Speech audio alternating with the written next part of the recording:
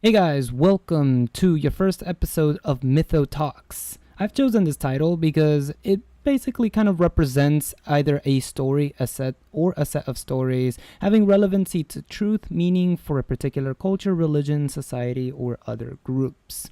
And with that in mind, I've really kind of been planning on doing this segment for quite some time now, but I've been kind of waiting because on the particular subject that I've really been wanting to talk about, I've still been doing quite a lot of research and I haven't exactly come to a final conclusion on how I want to present it. However, given the rise in popularity for astrology, I've noticed that many outlets do not really know who Lilith is and what her past is like. And my personal belief is that without knowing her past, how can you accurately explain what she represents in astrology, right? Those that do not know their past are doomed to repeat it. So the purpose of our first episode of Mythos Talks here is to really have a discussion of who Lilith actually is and what she should represent. Is Lilith a demon or a goddess? And so that is the first question that I will ask you as we go into today's talk. Hey guys. So Lilith, you guys may know her from all types of different outlets and mediums, games, just everywhere, right? She's a very popular topic. She's used very heavily for many different types of references. And if you at least follow astrology, you will know her as the Dark Moon Lilith, as seen by this icon that she has. And we try to ask ourselves, what is exactly a dark moon Lilith? What does it mean? What does it represent? Hell, even the way that we measure her the way that she travels the astrological chart can actually be very completely misconstrued, because we have the true Lilith and we have the mean Lilith. And again, what is Lilith? Who is Lilith? And what does she represent? Because there's just so much to her that many people aren't really aware of. And so to really begin digesting who and what Lilith actually is, I want to go down a historical route on this. Now, I will say as a disclosure ahead of time, I am Sagittarius Sun with no Virgo energy. So if we're looking for true facts here, this isn't what we're kind of going for. This is Mytho Talks. We're doing mythologies. We're doing things that have been known as myths. And we're trying to open up the Pandora's box to really find out what these things are all about. So we're going to try to present it in a case that makes it not more apparent, but more open to discussion, right? So let's go back. Let's go all the way back, right? The beginning of how far back we can trace Lilith goes back to the Mesopotamian era, which, if you do not know your your history here, let's take a look at this chart real quick here. Sumeria began somewhere around 5000 BCE, right? About 1500 years later, they invented the wheel and pictographs. It would be quite some time around that area. For the next 500 years, they would create the first city-states.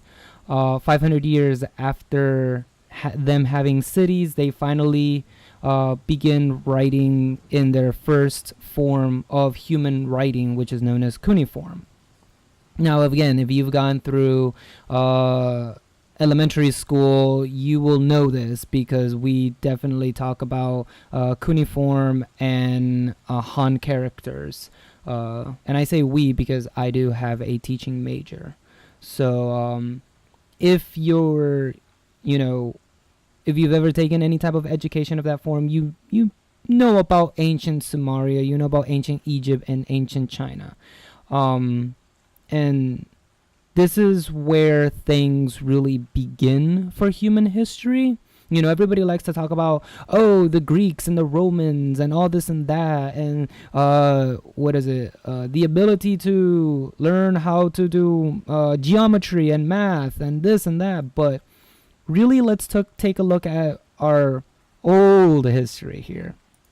So again, we are going back in time to Mesopotamia.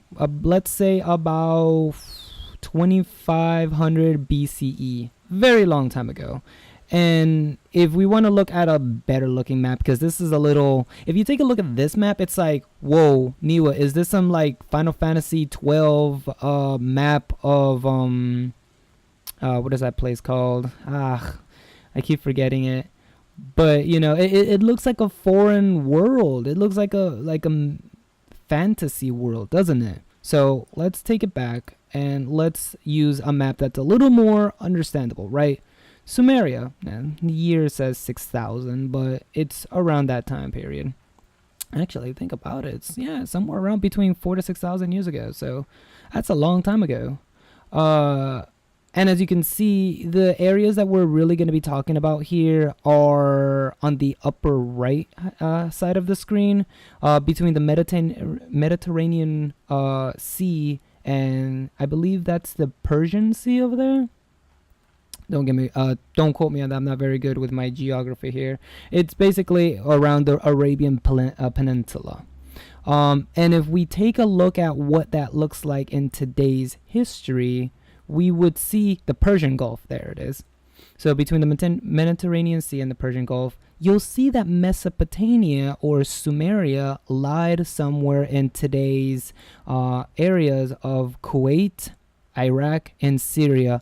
How interesting that we've had wars in Iraq and we're currently in operations in Syria. Not being a conspiracy theorist or anything, but I just find that rather interesting. And so, you know, this is, for the most part, this is where human history kind of begins as far as like documented written form stuff. Obviously, humanity has been around for much longer than that. But before that, we have artistical accounts, right? We have carvings, we have structures that have been created. But from here, we actually get our first written records. And one of the most famous written records of that time happens to be the very well and notable Epic of Gilgamesh, which if you're not aware of, I don't have a picture for that, sorry. If you're not aware of, the Epic of Gilgamesh is a set of 12 tablets that talk about the rise of Gilgamesh as the hero of Sumeria, which is kind of like the forerunner for the Greeks' version of Hercules. You know, that's kind of where inspiration obviously is drawn from. And through these epics, we get a lot of really notable characters, such as Gilgamesh, Inanna, Lilith, obviously.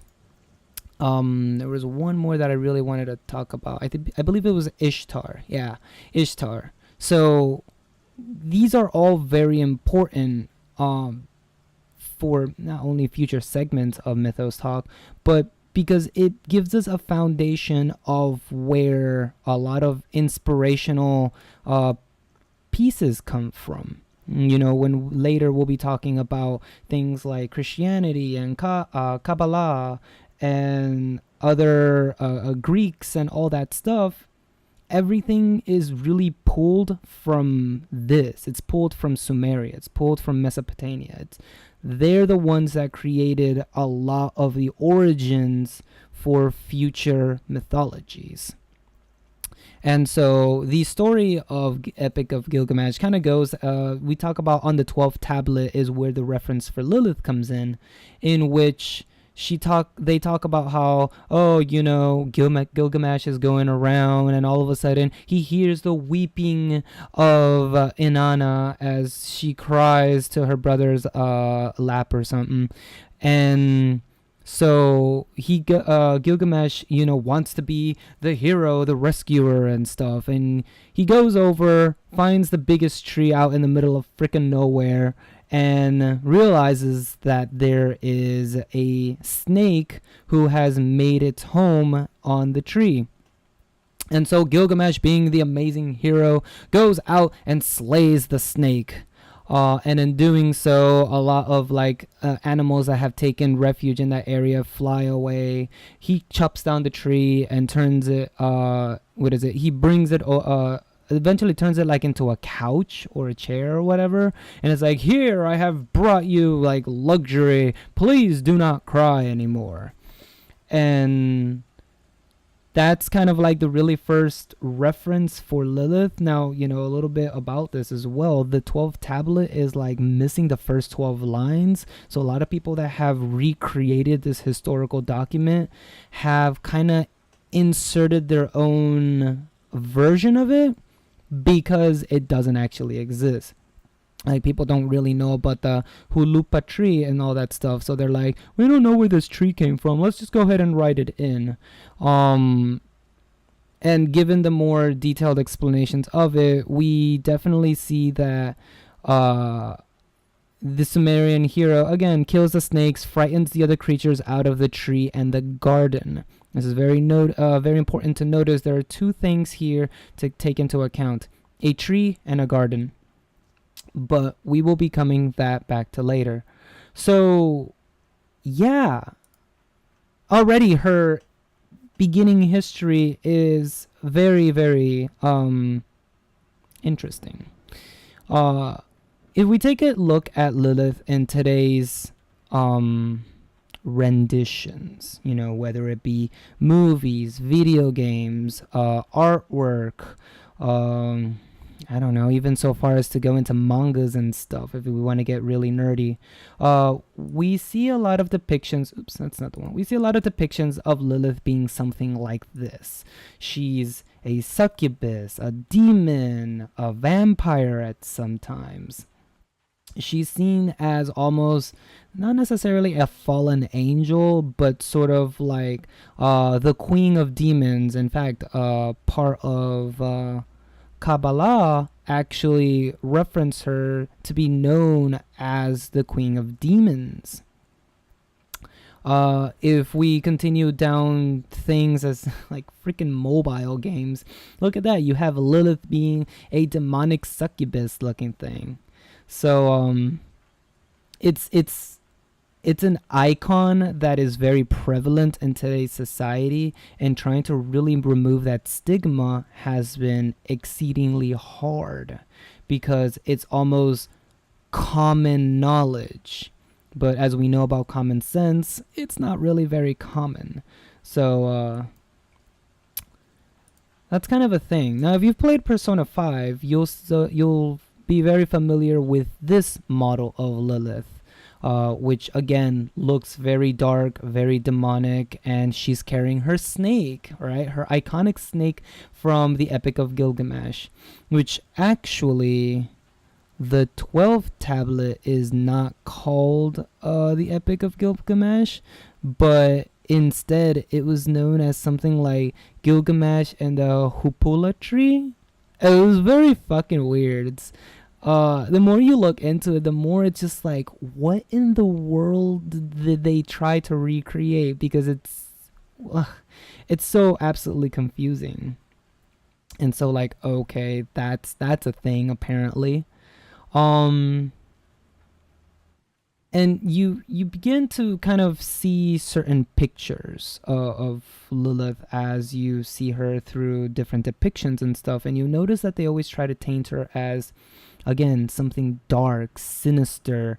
What is it? In the Jewish version of the Kabbalah testaments, the Testament of Solomon, they depicted her as a child-slaying witch, which is our first account of Lilith being referred to as a witch and slaying children. her depictions only become worse and worse over time, as far as organized religion goes. Um, Again, going back to that picture of very, if you look at this picture, you're gonna say this is a very religious picture, and you wouldn't be wrong. Uh, Over time, as I've said before, organized religion will reference previous existing materials. And as we've said with Kabbalah, they reference Lilith being a demonic succubus thing that is essentially like a temptress, sucking in the soul and life force of men. Um, they also reference her as being the woman of whoredom in the Zohar book. She's the feminine aspect of Satan. She's the consort of the devil. Like, I'm telling you, they go deep with this woman. They want to bastardize the living shit out of her. And as they've eventually translated to other Jewish texts, such as the Bible and stuff, they start depicting her as the first wife of Adam, the one before Eve. And it's like, what? Apparently she was also a part of the Garden of Eden, and she was created by the same soil that Adam and Eve were. And it's like, what? Which, again, remember earlier we talked about the snake, the garden, and the tree. The depiction for this model very much represents that story of, oh, Adam and Eve are supposed to be all having lovey-dovey fun up in the Garden of Eden, and then, oh, look, there's a snake that comes to give you knowledge. Take from the apple, it said. And, down goes humanity's, history and stuff. That's, again, a reference that they would have you believe. So the ideology there is that the snake is a representative of Lilith, as a way to thwart mankind's happiness and prosperity being in the Garden of Eden. Again, totally misconstrued, but okay. Because of this, she's also gotten the title as the goddess of knowledge. Because in that case, because we're talking about the tree of knowledge that existed in the Garden of Eden, or so they say, she would have been given, the keeper of knowledge, a goddess of knowledge. She, again, because she was made of earth, she would have been known as a very earthly woman, a woman of earth. According to, but again, we're gonna leave that there. These are depictions at most, and in their bastardization of her, they've also often called her as a woman who's like, her beauty exceeds all odds of like normality, and that she's, again, a succubus of beauty that brings in so much a beauty who's unmatched surpasses logic, that she tempts people in, or men in, I should say. Other versions talk about her being like a half female, half like goat, half snake, half lima, half siren, and that's where that brings us to this picture. Because if you've played Borderlands 2, then you may be aware of Lilith in this game. And Lilith is known as the Siren. So there's the reference where she gets her title. And as you might imagine, she does use very powerful psionic magic. So again, her reference to being a witch. But there's a lot of other things that don't quite add up or don't make a lot of sense. And so this is where a lot of channeling came in, and and parts of research as well that directed me to what it is that I needed to find. I will kind of, say up front, I am a disciple of the moon. I follow Selene, and because I follow the moon, it always confused me why she was referred to as the dark moon. And so, having that curiosity in me, I began doing a lot of research. Again, through a little bit of knowledge here,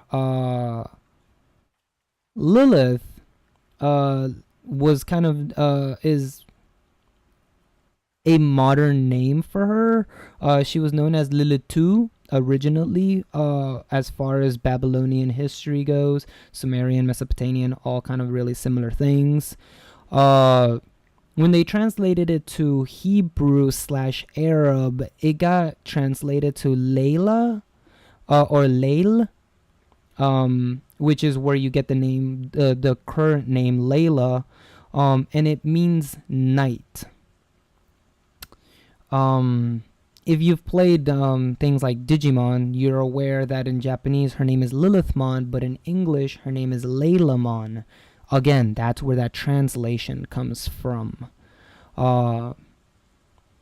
However, as I did more research, I began to notice more and more things about her that just didn't add up. First of all, as you can tell from this chibi that I've drawn here of her, you'll notice that she has dark skin. My original depictions of her were very inaccurate. Brainwashed as the rest of society, I depicted her as a very succubus, like sinister demon, who's like has her tits hanging out and everything, and is trying to bring in using her lust to bring in people. And I didn't really like it. Like, as soon as I was done drawing it, like, something about it didn't really seem right. And eventually I let that picture fade into existence. When I redrew her, I drew her similar to what she looks like now, but it was with white skin and almost a very sinister expression. You may have seen her in one of my previous videos when I was talking about the moon and the dark moon. But I didn't really like it either, because the more I learned about Sumeria and her true origins, you realize that Sumeria was inhabited by Arabs. And Arabs are not known for their very white-skinned color. They're known for their very dirt color that they have. And this is again something that has occurred multiple times in organized religions' histories, in which they'll take, for example, Jesus, and they'll whitewash him, and they'll make him look white as printing paper, as opposed to the Arab color that he's supposed to have. So as I was going through that, I was like, no, I do not want to keep the white color. And I started kind of redesigning her a little bit. I wanted to give her the proper depiction of what she is actually like. But the thing that kept popping up for me was the owl. The owl. Now, according to some very big digging, knowledge of Lilith, she is known as the Lady of the Wild Beasts, or sometimes known as the Goddess of the Wilderness and the Animals. So if you look at her very old depictions of her, you'll notice that she is surrounded by animals and owls. Let me see if I can pull it up here real quick. Here it is. I did not have this image saved before. I apologize. Here we go. So this is what her historical image looks like. Again, the wings, the 2 lions on the side, and 2 owls. So with that in mind, I went ahead and depicted her in a way that had her owl and her wings. I kept the demon ear because it's a sign of the future depictions that she would have. I debated about turning it back to human, but it gives her that personality of, this is whom I once was, and this is the type of meaning that they attach to me over the years. So you can almost say that the ear turning into a demon is a bit of the result of humans' influence or thoughts of what she represents. With that in mind, I want to talk a bit about other characters in mediums that may not necessarily be referenced to Lilith, but the more you think about it, the more things are kind of associated with it. And the first thing I really want to begin kind of is the owl. What does the owl represent? Well, when we look at, Sumerian history, we know that it was in, current time Iraq and Syria. But if you look at the geographical layout of that time period, let me see if I can pull up the Sumerian map, you'll notice that a lot of it is desert and wilderness, where very small parts are actually forests, or rainforest, not necessarily rainforest, but like the green. And so one of the biggest ideologies of the time was that those who venture out into the wilderness do not survive. They don't come back. And those who traveled alone through the forests and jungles of that time period had to do so with caution because there were dangerous animals out and about. I mean, think about it. They didn't have society the way that we have it now. So there were always dangerous animals outside of the city gates. But being or having the reputation of being a goddess of the wilderness and the animals, one can kind of figure out that she was perhaps somebody who didn't really associate very much with other people. She was somebody who instead would go talk to animals, go out maybe to a little open spot in the middle of a forest and where there's a tree stump and maybe there's a bunch of squirrels and little critters and other animals, and maybe she would sit there and sing and talk and communicate with the animals. This is more of the depiction of what she would have been like, which if we look at her name, Lilith 2, it's actually the representation, or not the representation, her name in that time would have represented wind spirits. So again, communicating to nature, communicating to the spirits outside of civilization, being a very earthly woman. This is what I believe, given what I've, been through, Lilith is more equivalent to like. And as I began to look into that, I've also found out that owls weren't a very prevalent animal in that area of the world, because there were no lights. You got to think about it. This is what, 6,000 years ago, a little less, maybe closer to 4. There were no lights, so the city was illuminated with torches and bonfires, and when the sun fell, it would get extremely dark. And in the night, the animals would come out, of course, from their hidings now that the humans are asleep. You would hear a plethora of roars and screeches and other types of very loud noises coming from the surrounding forests that would scare children or even, not so steel-footed people.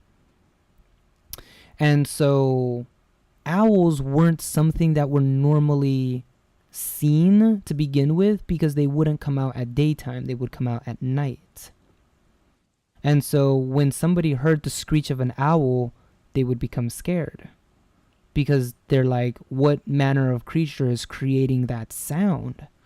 And so if you look at the depictions of Lilith as far as being a demon, they'll often say that she's got the screech of an owl, that she can burst men's eardrums, that it's her screech that's like one of her most powerful weapons.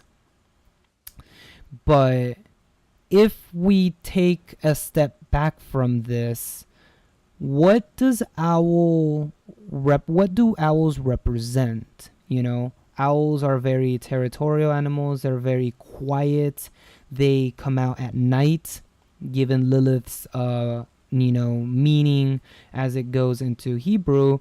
It makes sense for it to be a night creature and for her to be a nightly woman. But beyond that, owls are very intelligent. They're very silent. They're always observing, but not necessarily acting. And as I was looking at owls in, for example, video games, because they actually give a lot of really interesting meaning, I ran into several owls that caught my attention. The first you may know very well. This is the owl from The Legend of Zelda, which if you played Ocarina of Time, Majora's Mask, and I believe it may also come out in future iterations, you know that, as well as Link's Awakening, you know that the owl is your guide. It's the one that provides you with information. It's the keeper of knowledge, the one who directs you to where you're supposed to go so that you don't get lost or wander around and lose sight of where you're supposed to go. So in this particular case, the owl from Legend of Zelda is very beneficial, very helpful, very big, and when you hear the screech of this owl, you know exactly what's about to come. Now, for the case of Link's Awakening, you don't hear the owl actually give out the big hoot hoot, but instead you hear the flapping wings of the owl, which again, I really love this picture because it goes along nicely with the wing that I had drawn on her. So, but you know, outside of The Legend of Zelda, what other owl is very notable in video game depictions? And the next one that I found was Tyranda's owl from World of Warcraft. This is where things began to click. If you don't know who Tyranda is, I'll give you guys a quick synopsis. She's essentially a night elf, which is one of the earliest races of Azeroth, which is the name of the world for that game, that universe. So the night elves are almost like the children of existence, really, or of the mortal races. And they are the children of Elune, who Elune is the name of the moon goddess for that universe. Now we have another connection there. And one of Tyranda's most faithful companions is her celestial owl, which helps illuminate areas for her so that she can see further than her eyes allow her to. So interesting. A lot of really interesting connections that Tyranda actually makes with our depiction of Lilith. One, she is a priestess of the moon. Lilith is known as the Dark Moon. Two, the use of an owl, which helps her find her way and illuminate her forward. The owl who contains knowledge of the unseen for Tyranda. And once again, night elves very much mirror the people of Sumeria as far as some of the first races of our, of their planet that have really developed culture per se. When we talk about the history of Warcraft, it goes back over 10,000 years, and they were the ones that were at the forefront of all the events that were occurring in their universe.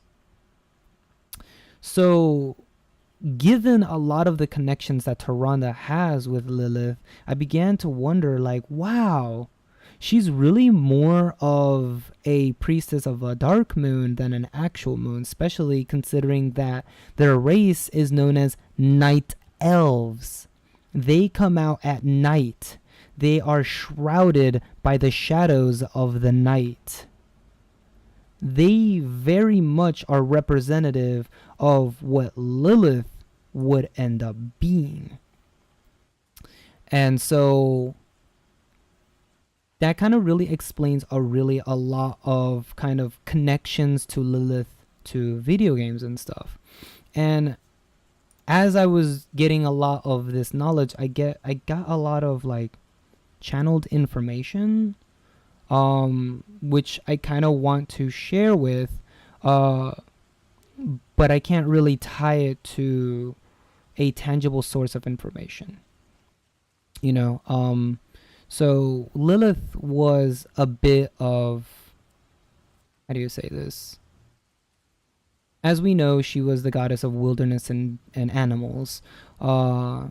She was very fond of being outside in the wilderness with her companions. And if we can try to connect a little bit with it to Babylonia, we can definitely say that the garments that she would have wore were very, which is the color white. Owls in particular as well would have a very white face, and white is the color of death and owls, and it symbolizes the underworld, evil spirits, abandoned places, as well as prostitution in Babylonia. When the divine femininity manifests itself in people, or women specifically, they tend to manifest in white. They appear to people in white garments. Because of this, it's believed that Lilith embodies part of the divine femininity, along with other manifestations that would later exist, such as what's her names? I'm like blanking out from having talked so much. I'm sorry. The Virgin Mary, Venus, Aphrodite, Inanna, actually, and other very powerfully noted women.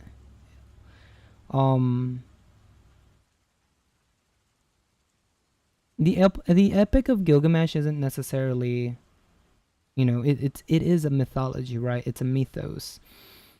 But a lot of people also believe that, I shouldn't say a lot of people believe, channeled, what I've gotten is that there seems to be the case that Gilgamesh may have wanted something from Lilith. Obviously something related to sexuality, sex. And it's believed that Lilith refused Gilgamesh this. She was very adamant in wanting to be a free person, a very freed individual. As, with animals, for example, you can tame an animal, but she was more representative of the wildlife, of the, wild beasts. She was a very untamed person. But as far as appearance goes, she was an exceedingly beautiful person due to her reputation of being a succubus. And so Gilgamesh would have wanted something with her, but being that very out-forward person, very freed person, very I am my own person, she would have refused. And so the symbolism with the Epic of Gilgamesh here is essentially, you're refusing the hero of Sumeria something. That doesn't fly. And so she would have been killed. And so that nobody would remember or know of a woman who would have refused the hero of Sumeria in a sexual act, they would have bastardized her story, her lore, in future accounts using, their written form. They would have, and obviously orally speaking, because a lot of Sumerian religious stuff were orally passed down through traditions. They would have perverted her to, instead of being a goddess of nature and wildlife, to being a demon, repressing her femininity and slaying her for her defiance to the hero. So that's kind of really what I've been getting a lot of, that she was someone who was blamed, victimized,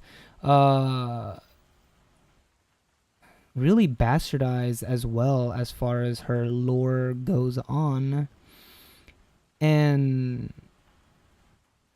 it's very sad, because what ends up happening from there is that you have a situation in which Lilith has tried to cleanse her name through future manifestations of people, of particularly women, but it's never been accepted, it's never been heard. It's kind of like that housewife who is constantly trying to tell people the truth, but they just slap her and toss her to the ground and tell her, you're just a woman, you don't know what you're talking about.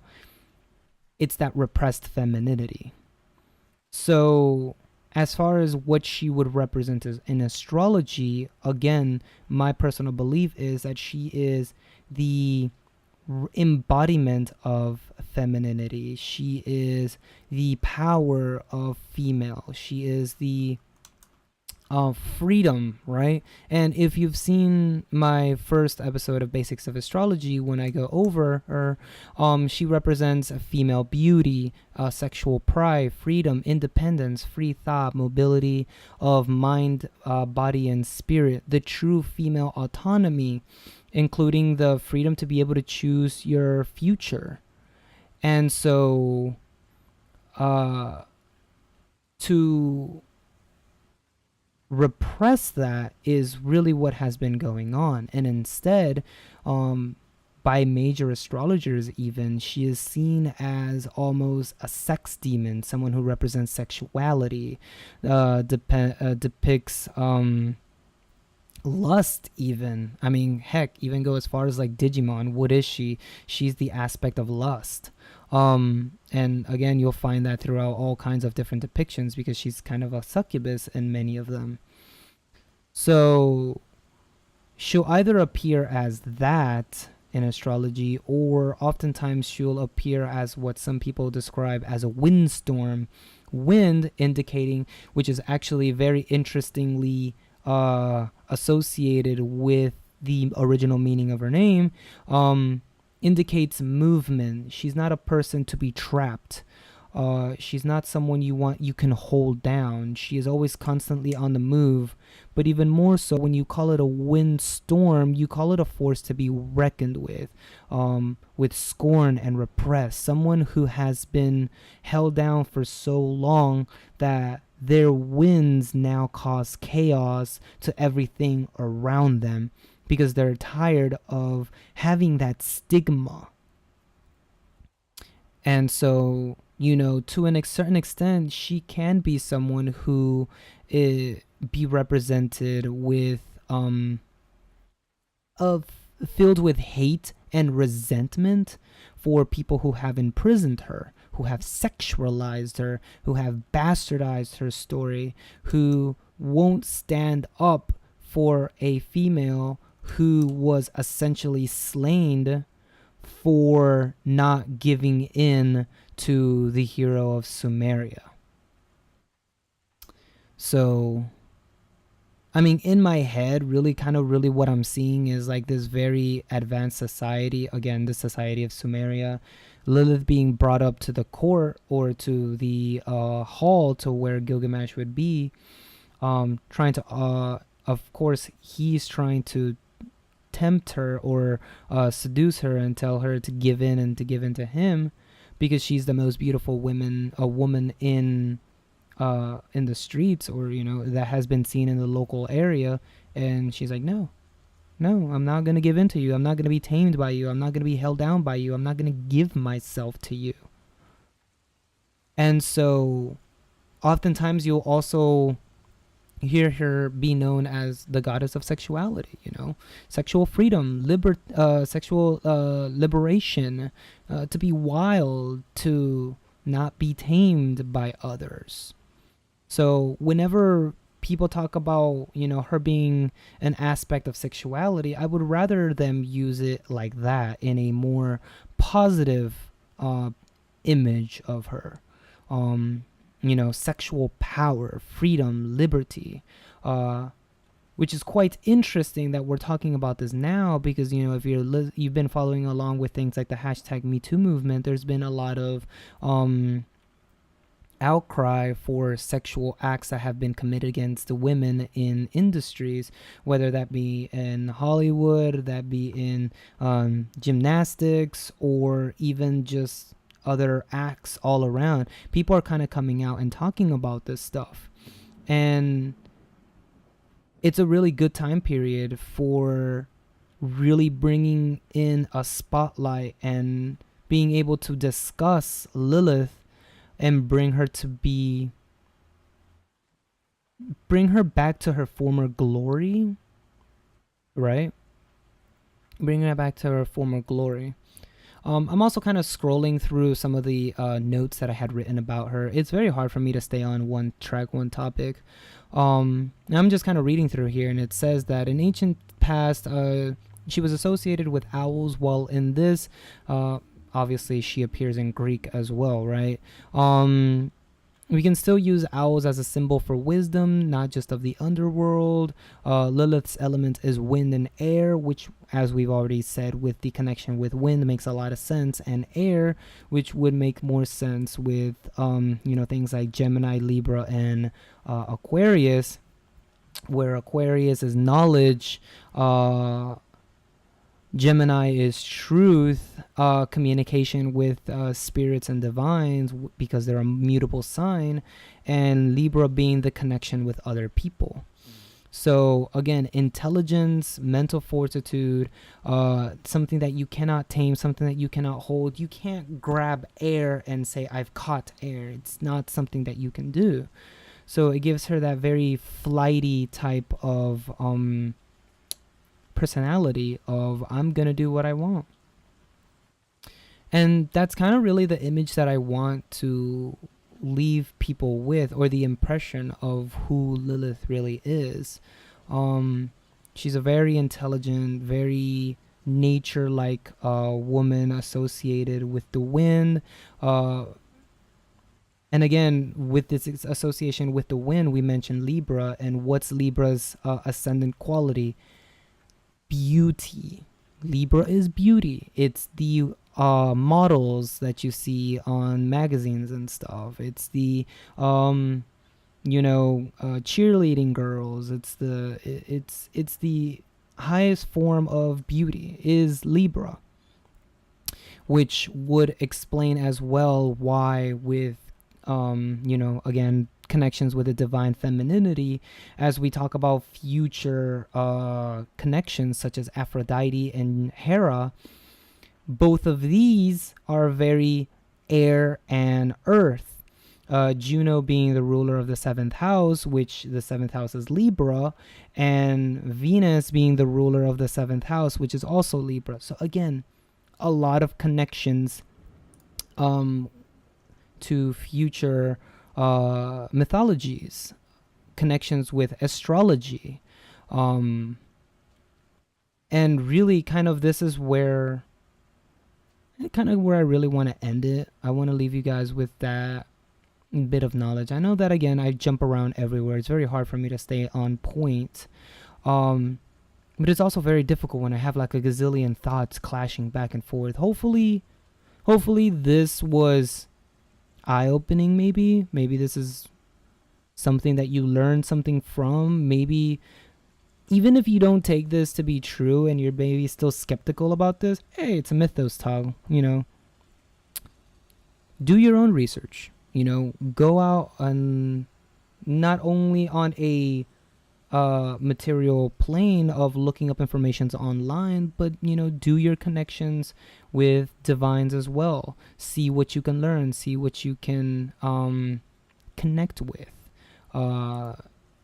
And I also, you know, as part of this first episode, I really just want to definitely leave you guys with the thought of always question everything. I don't want you to take for granted what other people say for truth. It's one of the reasons why I've been going through my own astrological interpretations, and I've really begun to try to, like, what people have been saying, is this really true? Or is this what people are just saying because everybody else has said it? And as I've gotten closer and closer with spirituality and astrology and stuff, I've began to really change my messages more with what I have connected with, as far as just reading things off of, like, all right, let's go on the internet and figure out what this means. Yeah, sure, there's a lot of knowledge there and that's great, but I want to deliver more channeled knowledge as opposed to just looking things up. And, you know, with that said, this is really the first of our Mythos talks. I don't know, let me know what you guys think about it. Did you enjoy it? Do you agree or disagree with the history of Lilith, or what I've, you know, laid out here for you guys to tune in? Is there anything that I perhaps missed that you would want to add in the description below? Let me know. I am not a Virgo. I do not have all of the facts. So if anyone wants to fact check me or wants to add more to what I was saying, please, you know, go ahead and leave a comment below. Tell us what your experience with Lilith has been, if you are a channeler or a spirit, or not spirit, a spirit medium, I would have said. And what has been your interpretations with her? What have been your experience with it? And yeah, just, you know, definitely, I don't want this to be kind of just a me presenting to you guys, but let's kind of have a bit of a conversation throughout these talks. I would definitely love to hear your guys' perspective on this. Again, if you guys like this, let me know, because I would definitely love to put out some more Mythos talks. Yeah, thank y'all for listening. Really do appreciate it. You guys, as usual, stay safe, stay positive, and I'll catch you guys on the next episode. Peace.